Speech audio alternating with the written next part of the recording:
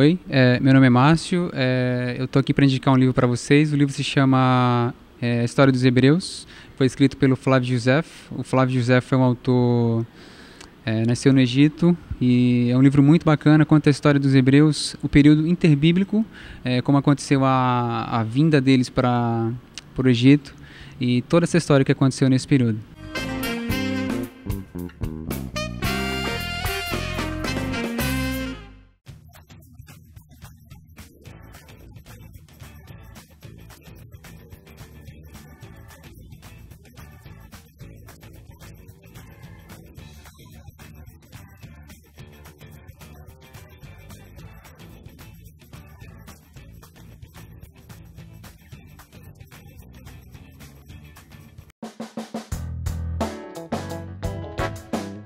Nós temos em torno de 7 mil trabalhadores avulsos, aproximadamente 5 mil registrados, 2 mil cadastrados.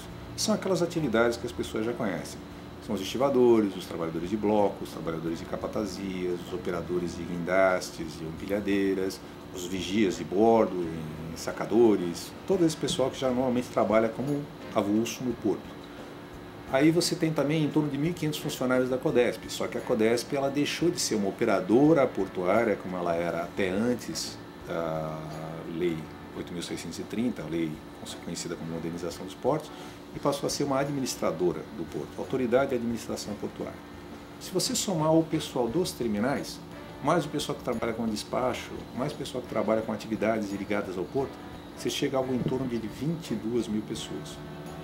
Se você multiplicar isso por 4, considerando famílias de 4 pessoas, você chega à conclusão de que mais ou menos 20% da população da cidade depende das atividades portuárias. Então, ainda continua sendo um grande meio de sustento, um grande meio de prosperidade e de importância fundamental para a economia da cidade e da região. O prático ele tem um conhecimento sobre a navegação dos portos. Então ele conhece onde existem bancos de areia, onde existem problemas de variação de profundidade, ele conhece a especificidade de cada porto. Então ele tem um trabalho que é bem remunerado, que envolve questões de segurança. Quando eu falo de segurança, é inclusive seguro, custeio de seguro. Então eles têm essa importância nesse sentido, de conhecerem bem o local. Isso contribui para a segurança da navegação dentro do porto, que é uma atividade que envolve riscos, envolve muita responsabilidade.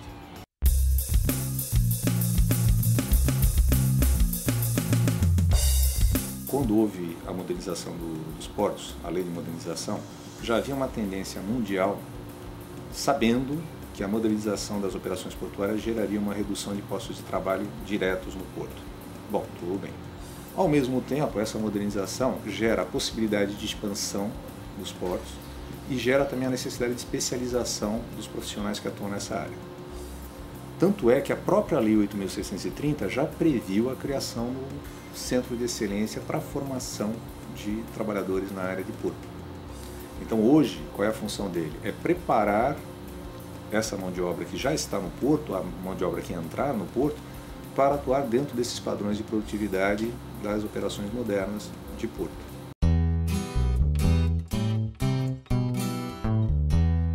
Se você considerar essa expansão portuária, e se você somar a isso outros dois fatores muito importantes, que são eixos de desenvolvimento da cidade, ou seja, além do porto, você ter agora o pré-sal, que é recentíssimo, e também a questão do turismo, seja ele empresarial, cultural, esportivo ou de lazer, você abre um leque para uma série de atividades, não apenas atividades de nível universitário, de ensino superior, como também de ensino médio ou mesmo de ensino fundamental. Então você vai precisar preparar a mão de obra para todas essas atividades. E o muito interessante disso é que você vai ter a grande possibilidade de que essas pessoas, ao invés de buscarem mercados fora da região, se fixem na região com empregos de qualidade e remuneração de qualidade.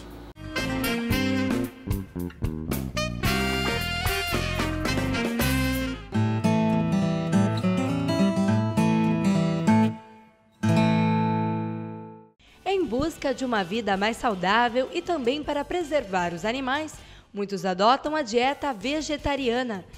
Este tipo de alimentação tem várias formas. As mais comuns são o ovo-lacto-vegetarianismo, o lacto-vegetarianismo e o ovo-vegetarianismo. Explicando O ovo-lacto-vegetarianismo exclui o consumo de carnes, mas permite a ingestão de ovos, leite e derivados, além, é claro, dos alimentos de origem vegetal.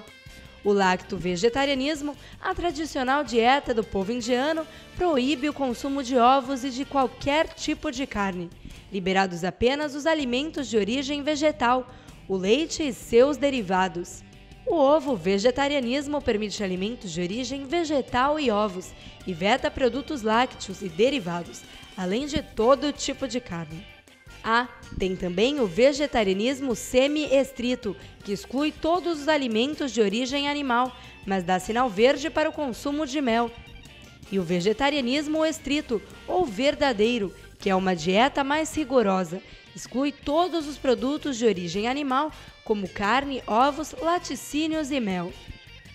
Benefícios não faltam para os seguidores. Além de saudável, a dieta vegetariana ajuda no controle de peso, na redução do risco de hipertensão e doenças do coração, melhora a disposição, a energia e também possibilita a descoberta de novos alimentos e reduz as agressões ao meio ambiente.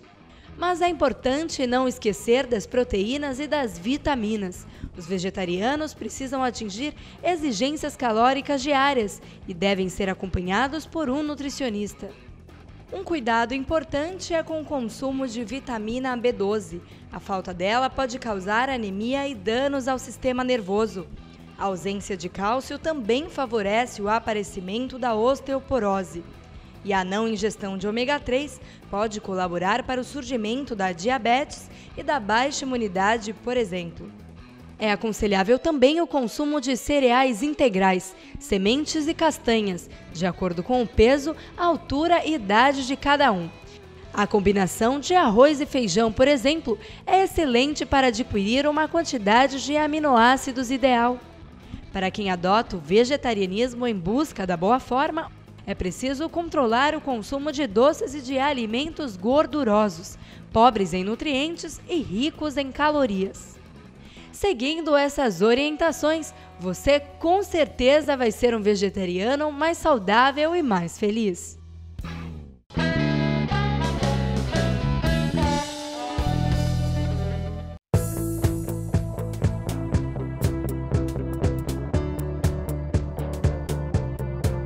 Eu acho que o engenheiro civil, ele escolhe a profissão porque, em princípio, ele gosta de fazer contas, gosta de cálculo, né? É uma ciência bastante exata. Existe um campo vastíssimo para quem quiser trabalhar na área, como, por exemplo, saneamento, transportes, há muitos outros campos. Especificamente, no meu caso, eu escolhi estruturas e a parte de fundações, que são duas áreas complementares. Fazemos a parte que você enxerga, que é a superestrutura, e a parte do edifício que ninguém vê, que está enterrada, que é a fundação.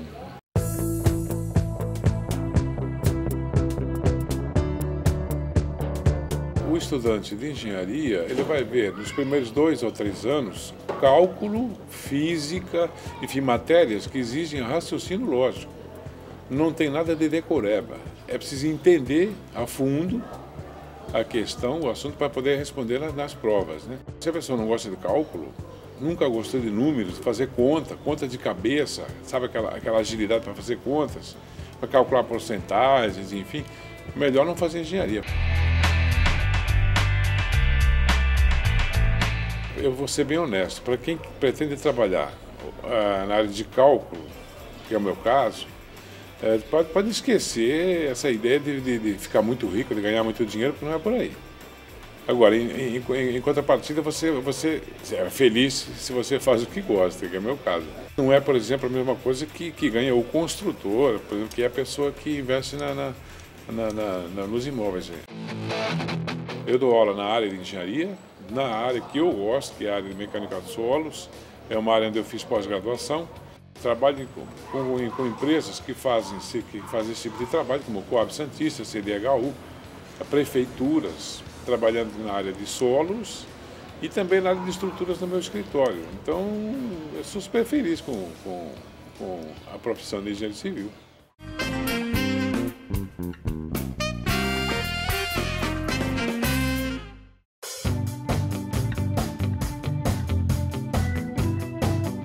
Hoje nós temos uma situação que nós não pensamos mais enquanto cidade, hoje nós pensamos enquanto região metropolitana.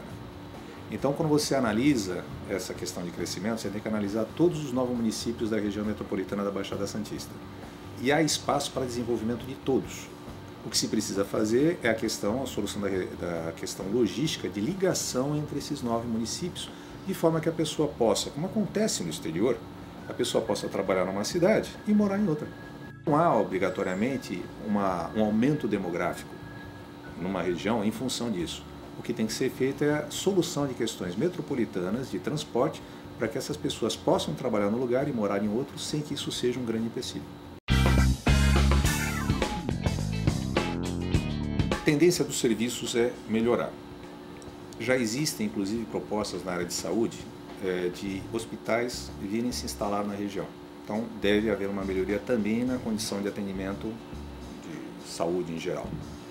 Questão da educação. A tendência é melhorar cada vez mais o nível de formação das pessoas na região. Você vai ter que se buscar uma solução para melhorar a questão do transporte.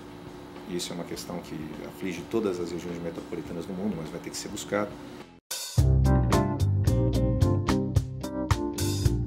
Hoje a Codesp, por exemplo, ela tem uma unidade específica para cuidar de meio ambiente, uma gerência específica para meio ambiente. E o que eles fazem?